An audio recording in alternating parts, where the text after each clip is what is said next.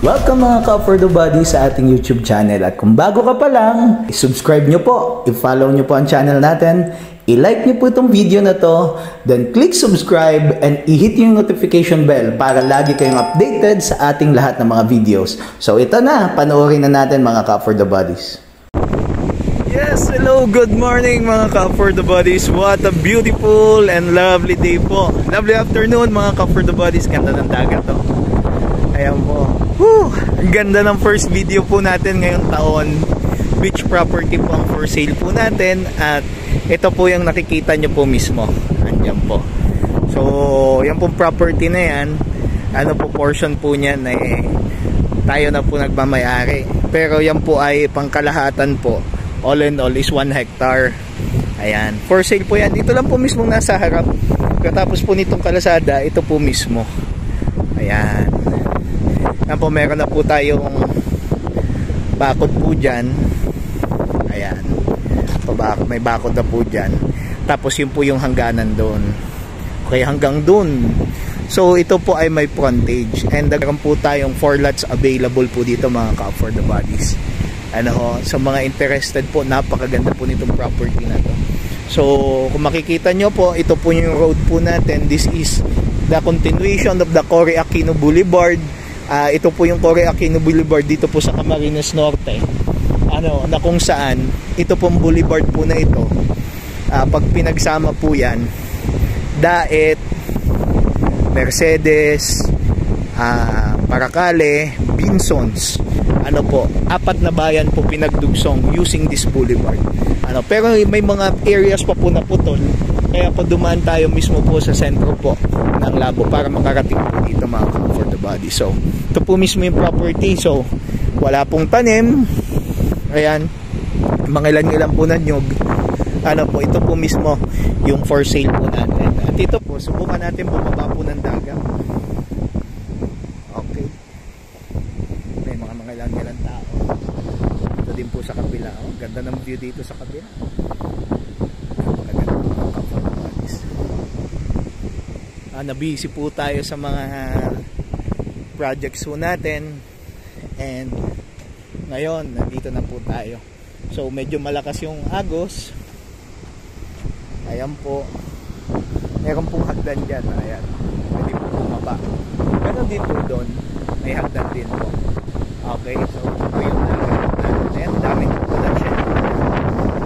So ito po yung sun po natin dito. Okay. Pero yan po yung view. So when you're here going to Calaguas Island, pwede po dito. It's just only 20 minutes if I'm not mistaken from Calaguas Island po yung property. Napakaganda mga ka-For The Bodies. Kayang makita nyo po yung palapa po ng nyog ng mga nakatayo. Kabila po yan. Tinataniman po nila ng mga gulay dyan sa kabila. Okay. So ayan po yung itsura po ng lupa natin.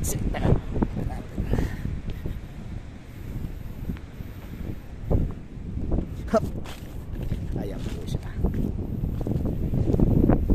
1 hectare po yan hanggang dun sa may end po nun sa may baka, hanggang dyan sa may baka na yan. Ayan. Ganyan po siya. So yung property po natin dito for sale.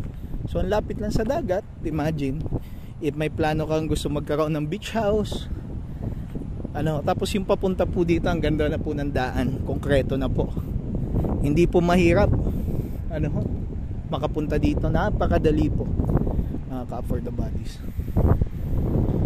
Yan po yung view. So kung papatayo ka dito, 3 palapag na bahay, ganda.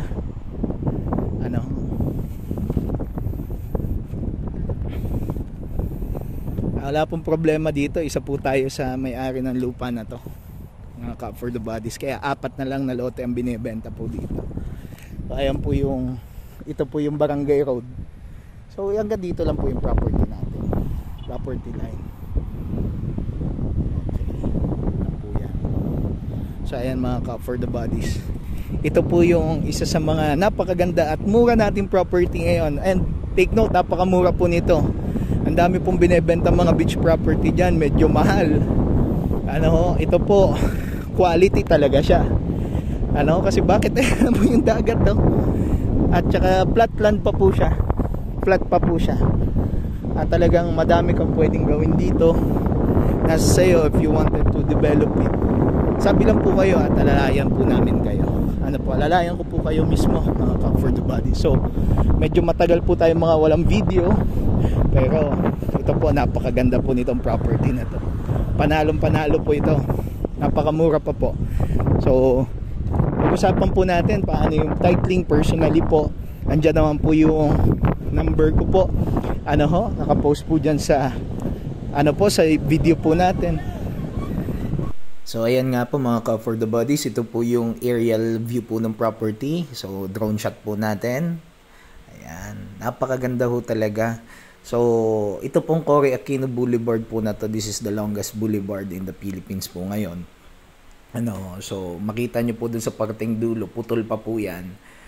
Yan po ay dire-diretso po ang paggawa po niyan, ang construction po niyan. Kasi 4 na taon po ang dinudugsong po niyan. So if you will be going to the major city po, which is the Daet, so kung nandito yung property mo, pag dumaan ka po dyan, ano po, pag natapos po yan, nasa almost ano na lang po yan, 20 minutes to 30 minutes, nasa Daet proper ka na po. Ano, tapos yan na din po pag may airport po kasi sa dulo niyan, sa may Bagasbas, ano po, Bagasbas Airport sa Daet, Camarines Norte. Ayan po, napakaganda ng property kasi flat po yung property. Hindi na po masyadong madaming gagawin kung gusto nyong i-develop. So magko-construct ka na lang po nung gusto nyong gawin po dyan na bahay. Ano, so natapos po ito, possible din po this could bring you another business opportunity. Ano, pwede ka magpagawa po ng mga resort. Ayan, ito naman po yung beach side niya po. So yan po ay may mga inanod lang po ng mga coconut husk po dyan sa tabi ng dagat. Ano ho, you are facing the Pacific Ocean po pag dito. Nandito po kayo sa property natin. Fully concrete road po yan. That is National Highway po yan. Boulevard po yan. Cory Aquino Boulevard. So, ganyan po kaganda itong property ho natin ngayon na ano ho, na nakapost po dito sa vlog po natin. Andito na po tayo. Nagbabalik tayo. Tapos na po yung mga projects ko. Ito na po yung isa sa mga hinihintay nyo. One of the best properties for the year 2025. So, see you po mga Comfort the Bodies. Tigit sa lahat po ng meron tayo, sa Diyos lang po yan lahat. So, purihin po ang Panginoon sa kalangitan. Sa Kanya lamang ang lahat na papurit pagsamba. In Jesus' name we pray. See you po sa next videos po natin. Bye-bye for now.